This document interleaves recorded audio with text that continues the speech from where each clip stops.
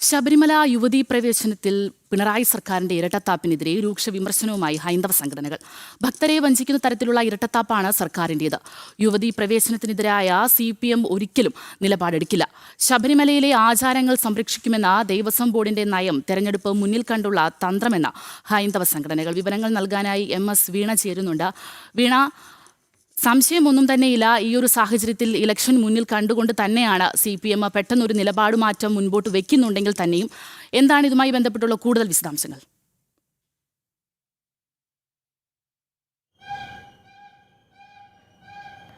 Good morning Anjana Gautam. നമുക്കറിയാം, ഈ ശബരിമല വിഷയവുമായി ബന്ധപ്പെട്ട് സർക്കാരിന് ഒക്കെ തിരിച്ചടിയുടെ കാലമായിരുന്നു ഇക്കഴിഞ്ഞ തദ്ദേശ തിരഞ്ഞെടുപ്പും. ആ ഒരു തദ്ദേശ തിരഞ്ഞെടുപ്പിലെ ദയനീയ പരാജയം ആവർത്തിക്കുമോ എന്നുള്ളൊരു ഭയം തന്നെയാണ് ഇപ്പോൾ ശബരിമലയിലെ യുവതീ പ്രവേശന വിഷയത്തിൽ സർക്കാർ നിലപാട് തിരുത്താൻ നിർബന്ധിതരായിരിക്കുന്നത് എന്നതിൻ്റെ കാരണം എന്നുള്ളതാണ്. ഇത് പൊതുവെ കേരളത്തിലെ മലയാളികൾക്ക് അത് പൊതുവെ ബോധ്യപ്പെട്ടൊരു സാഹചര്യം കൂടിയുണ്ട്. കാരണം പല സാഹചര്യങ്ങളിലും വോട്ട് ലക്ഷ്യം വെച്ചും സർക്കാരിൻ്റെ സ്വാർത്ഥ താല്പര്യങ്ങൾക്ക് വേണ്ടിയും എടുക്കുന്ന തീരുമാനങ്ങളിൽ തിരുത്തൽ വരുത്താൻ ഒരു മടിയും ഇല്ലാത്തതാണ് ഇടത് സഖാക്കൾ എന്നുള്ളതാണ്. പക്ഷേ മന്ത്രിസഭാ യോഗത്തിലടക്കം ഇത് ചർച്ച ചെയ്തോ എന്നുള്ള കാര്യത്തിൽ വിവരങ്ങളൊന്നും പുറത്തുവിടാനും തയ്യാറായില്ല എന്നുള്ളതും വാസ്തവമാണ്. പക്ഷേ സർക്കാർ ഇത്തരത്തിലൊരു തീരുമാനമെടുക്കുന്നു, അത് സുപ്രീം കോടതിയെ അറിയിക്കുന്നു എന്നുള്ള വിവരങ്ങൾ പുറത്തു വരുമ്പോഴും പാർട്ടിക്കകത്ത് ഭിന്നാഭിപ്രായങ്ങൾ നിലനിൽക്കുന്നു എന്നുള്ളത് ശരിയായിട്ടുള്ള കാര്യമാണ്. കാരണം ഇതുമായി ബന്ധപ്പെട്ട് കൃത്യമായിട്ടൊരു നിലപാട് പറയാൻ കഴിഞ്ഞ ദിവസം മാധ്യമങ്ങളെ കണ്ട CPM സംസ്ഥാന സെക്രട്ടറി MV ഗോവിന്ദന് പോലും സാധിച്ചിട്ടില്ല എന്നുള്ളതാണ്. ഈ ഒളിഞ്ഞും തെളിഞ്ഞുമൊക്കെ ഉരുണ്ട് കളിച്ചുകൊണ്ടുള്ള ഒരു മറുപടി മാത്രമാണ് അദ്ദേഹം പറയുന്നത്. വേണമെങ്കിൽ ഞങ്ങൾ നിലപാട് തിരുത്തും, അല്ലെങ്കിൽ ഞങ്ങൾ പഴയ നിലപാടിൽ തുടരും. അത് പക്ഷേ എന്താണെന്നുള്ളത് വ്യക്തമായി മലയാളികൾക്ക് മുന്നിൽ അവതരിപ്പിക്കുവാൻ കഴിയുന്നില്ല എന്നുള്ളതാണ്. ഇപ്പോൾ നിലപാട് മാറ്റുന്നു എന്ന് പറയുമ്പോൾ, അതായത് ശബരിമലയിൽ ആചാര സംരക്ഷണത്തിനായിരിക്കും സർക്കാരും പ്രാധാന്യം നൽകുക, അത്തരത്തിലൊരു നിലപാടിലേക്ക് പോകുന്നു എന്ന് പറയുമ്പോൾ സർക്കാർ പറയുന്ന ഒരു ന്യായീകരണമുണ്ട്, ഞങ്ങൾ എന്നും ഭക്തർക്കൊപ്പമായിരുന്നല്ലോ എന്നുള്ളത്. പക്ഷേ മലയാളികൾക്കറിയാം, കേരളീയർക്കറിയാം 2018 എന്താണ് നടന്നതെന്നുള്ളത്. അന്ന് തങ്ങളുടെ സ്വാർത്ഥ താല്പര്യങ്ങൾക്ക് വേണ്ടിയിട്ട് യുവതികളെ പ്രവേശിപ്പിക്കാൻ മുൻകൈ എടുത്തത് ഈ സഖാക്കളൊക്കെ തന്നെയാണ്. പക്ഷേ ശബരിമലയുമായി ബന്ധപ്പെട്ടുള്ള മറ്റു വിഷയങ്ങൾ നടന്നപ്പോൾ സർക്കാരിന് തിരിച്ചടി നേരിടേണ്ടി വന്നു. സിറ്റിംഗ് സീറ്റ് അടക്കമുള്ള പലയിടങ്ങളും നഷ്ടപ്പെട്ട ഒരു സാഹചര്യമുണ്ട്. അതിൻ്റെ ഏറ്റവും വലിയ ഉദാഹരണമാണ് തദ്ദേശ തിരഞ്ഞെടുപ്പിലുണ്ടായ ഒരു പരാജയം. ആ പരാജയം എന്ന് പറയുന്നത് ശബരിമലയിലെ സ്വർണ്ണക്കവർച്ച കേസ് തന്നെയാണ്. കാരണം അതിൽ പ്രതികളായിട്ടുള്ളത് സർക്കാരിന് വേണ്ടപ്പെട്ടവരാണ്, ബോർഡിലെ അംഗങ്ങളാണ്. മാത്രമല്ല ഇതുമായി ബന്ധപ്പെട്ട് പ്രവർത്തിച്ചിരുന്ന മുൻ MLA-മാരുണ്ട്, ഒപ്പം തന്നെ നേതാക്കൾ അടക്കമുണ്ട്. അവരെയൊക്കെ സംരക്ഷിക്കുന്ന ഒരു നിലപാടാണ് സ്വീകരിച്ചത്. SIT ഒക്കെ വലിയ തരത്തിൽ നല്ല രീതിക്ക് ആദ്യഘട്ടങ്ങളിൽ അന്വേഷണം നടത്തിയിരുന്നെങ്കിൽ പിന്നീട് ആ ഗതി പതിയെ വേഗത കുറയുന്നതും മന്ദീഭവിക്കുന്നതും ഒക്കെ നമ്മൾ കണ്ടതുമാണ്.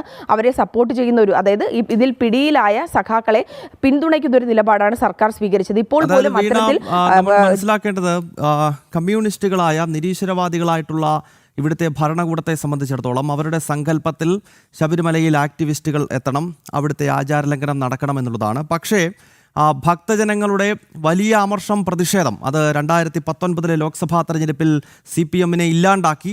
പിന്നീട് വീണ ഇപ്പോൾ സൂചിപ്പിച്ചതുപോലെ കഴിഞ്ഞ തദ്ദേശ തെരഞ്ഞെടുപ്പിൽ നിലംപരിശാക്കി.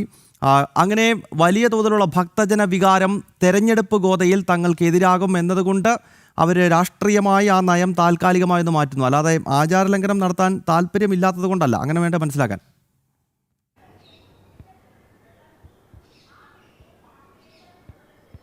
തീർച്ചയായും അത് തന്നെയാണ്. അത്തരത്തിലവർ ആചാരം സംരക്ഷിക്കുന്നവരായിരുന്നുവെങ്കിൽ എന്തുകൊണ്ടാണ് ഇടയിൽ നിന്നും ഒപ്പം തന്നെ ജനങ്ങൾക്കിടയിൽ നിന്നും ഉയരുന്നൊരു ചോദ്യമുണ്ട്, എന്തുകൊണ്ടാണ് ദേവസ്വം ബോർഡിലെ കണക്ക് വിവരങ്ങൾ അത് കൃത്യമായി പരിശോധിക്കാതിരുന്നത്? കുറ്റക്കാരെന്ന് ബോധ്യപ്പെട്ടവർ എന്തിനാണ് സംരക്ഷിച്ചത്? അത്തരത്തിൽ ആചാര സംരക്ഷണവും ഒപ്പം തന്നെ ഭക്തർക്കൊപ്പമാണെന്ന് പറയുമ്പോൾ അത് തെറ്റാണെന്നുള്ളത്, അതായത് ഈ ഒരു കപടവാദമാണെന്നുള്ളത് ബോധ്യപ്പെടുത്തുന്ന ഒരു കാര്യങ്ങൾ തന്നെയാണ് സർക്കാരിൻ്റെ മുൻകാല പ്രവർത്തികളിൽ നിന്ന് നമുക്ക് മനസ്സിലാക്കാൻ സാധിക്കുന്നത്. ഇപ്പോൾ നിയമസഭാ തിരഞ്ഞെടുപ്പ് അടുത്തിരിക്കുന്ന ഒരു സാഹചര്യമുണ്ട്. വൈകാതെ തന്നെ ഒരു തീയതിയൊക്കെ പ്രഖ്യാപിക്കുമെന്നാണ് നമുക്ക് മനസ്സിലാക്കാൻ സാധിക്കുന്നത്. ഈ ഒരു സാഹചര്യത്തിൽ ഭക്തരെ ഒപ്പം നിർത്തിയില്ലെങ്കിൽ വലിയ തോൽവിയിലേക്ക്, വലിയ തിരിച്ചടിയിലേക്ക് പോകുമെന്നുള്ള തിരിച്ചറിവ് പാർട്ടിക്കുണ്ട്. അതിനാൽ തന്നെയാണ് ഇത്തരത്തിലുള്ളൊരു നിലപാടുണ്ടായിരിക്കുന്നത്. പക്ഷേ ഈ തോൽവി ശബരിമല വിഷയവുമായി ബന്ധപ്പെട്ട് ആണുണ്ടായതെന്നുള്ളത്, തദ്ദേശ തിരഞ്ഞെടുപ്പിലെ പരാജയത്തിന് ഇത് കാരണമായെന്നുള്ളത് നേതാക്കൾ ഇതുവരെ സമ്മതിച്ചിട്ടില്ല എന്നുള്ളതും വാസ്തവം തന്നെയാണ്. പക്ഷേ അണികൾക്കിടയിലും പ്രാദേശിക നേതാക്കൾക്കിടയിലും ഒക്കെ അത്തരത്തിലുള്ളൊരു വിലയിരുത്തലുണ്ട്. ഒപ്പം തന്നെ CPI അത് തുറന്ന് സമ്മതിച്ചതുമാണ്. അതിനാൽ തന്നെ ഘടകകക്ഷികളുടെ നേതാക്കളുടെയും ഒപ്പം തന്നെ പ്രാദേശിക നേതാക്കളുടെയും അണികളുടെയും ഒക്കെ സമ്മർദ്ദത്തിന് വഴങ്ങി തന്നെയാണ് ഇപ്പോൾ ഇത്തരത്തിലൊരു തീരുമാനമെടുത്തിരിക്കുന്നത്. വോട്ട് മാത്രം ലക്ഷ്യം വെച്ചുകൊണ്ട് ആചാരം സംരക്ഷിക്കും, അല്ലെങ്കിൽ ആചാര ലംഘനത്തിന് കൂട്ടുനിൽക്കില്ല എന്നുള്ളൊരു നിലപാട് സ്വീകരിച്ചിരിക്കുന്നത് ഈ നിയമസഭാ തിരഞ്ഞെടുപ്പ് മുന്നിൽ കണ്ടുകൊണ്ട് തന്നെയാണെന്നുള്ള കാര്യം ഉറപ്പാണ്. കാരണം ഈ മത്സരിക്കുന്നതൊക്കെ ഇപ്പോഴും മന്ത്രിയായിരിക്കുന്നവർ ആയിട്ടുള്ളവർ തന്നെയാണ് ഇനിയും തുടർന്ന് നിയമസഭാ തിരഞ്ഞെടുപ്പിൽ സ്ഥാനാർത്ഥികളാകുന്നത് എന്നുള്ള വിവരങ്ങളാണ് നമുക്കിതുമായി ബന്ധപ്പെട്ട വിവരങ്ങളൊക്കെ അതായത് നേതാക്കളിൽ നിന്നൊക്കെ ലഭിക്കുന്നത്. നമുക്കറിയാം ഈ ഏറ്റവും പ്രതിക്കൂട്ടിൽ നിന്ന ആളാണ് കടകംപള്ളി സുരേന്ദ്രൻ. കടകംപള്ളി സുരേന്ദ്രനെ തന്നെ വീണ്ടും കഴക്കൂട്ടത്ത് മത്സരിപ്പിക്കുവാനുള്ള അണിയറ നീക്കങ്ങളൊക്കെ നടക്കുകയാണ്. അപ്പോൾ ആചാര സംരക്ഷണം ഇനി കൂട്ടുപിടിച്ചില്ലെങ്കിൽ, ഭക്തരെ ഒപ്പം ചേർത്തില്ലെങ്കിൽ, അല്ലെങ്കിൽ അവരുടെ കണ്ണിൽ പൊടിയിടുവാനുള്ള തീരുമാനം എടുത്തില്ലെങ്കിൽ പിടിച്ചു നിൽക്കാനാകില്ല. ദയനീയ പരാജയം വീണ്ടും ആവർത്തിക്കും. കേരളത്തിലും ചുവന്ന കൊടി ഇല്ലാതാകുമെന്നുള്ളൊരു ആശങ്ക, ആ ഒരു നെഞ്ചിടിപ്പ് സഖാക്കളിൽ കൂടിയിരിക്കുന്ന ഒരു സാഹചര്യത്തിലാണ് ഇത്തരത്തിൽ കണ്ണിൽ പൊടിയിടാനുള്ള ഒരു തീരുമാനം എടുത്തിരിക്കുന്നത്. വീണ, എന്തായാലും ആ ശബരിമല യുവതീ പ്രവേശനവുമായി ബന്ധപ്പെട്ടുള്ള ഇപ്പോഴത്തെ ടേൺ ഇപ്പോൾ വീണ പറഞ്ഞതാണ്, ലാസ്റ്റ് പറഞ്ഞാണ് അതിൻ്റെ ഏറ്റവും പ്രധാനപ്പെട്ട പോയിന്റ്. അതായത് ആകെ ഇനി ഇന്ത്യയിൽ കേരളത്തിൽ മാത്രമേ ശേഷിക്കുന്നുള്ളൂ. ഇപ്പോൾ കമ്മ്യൂണിസ്റ്റ് പാർട്ടി ഓഫ് ഇന്ത്യ എന്നത് കമ്മ്യൂണിസ്റ്റ് പാർട്ടി ഓഫ് കേരള എന്ന നിലയിലേക്ക് ആ പാർട്ടി മാറിയിരിക്കുകയാണ്. അപ്പോൾ ശബരിമല യുവതീ പ്രവേശനത്തിന് കൂടി ഇനിയും പച്ചക്കൊടി കാണിച്ച് അവിടെ ഇനിയും ഒരു അലമ്പും കൂടെ കാണിച്ചു കഴിഞ്ഞാൽ ഈ സംവിധാനം കേരളത്തിൽ തന്നെ ഇല്ലാണ്ടാവും. പിന്നെ ഇത് റെയിൽവേ സ്റ്റേഷനിൽ മാത്രമേ ചുമപ്പുകൊടി കാണത്തുള്ളൂ എന്ന തമാശ പറയുന്ന രീതിയിലേക്ക് ഈ പാർട്ടി അതപ്പതിക്കും എന്ന ബോധ്യത്തിൽ നിന്നാകാം ഒരുപക്ഷെ ഇപ്പോൾ ടേൺ അടിക്കുന്നത്.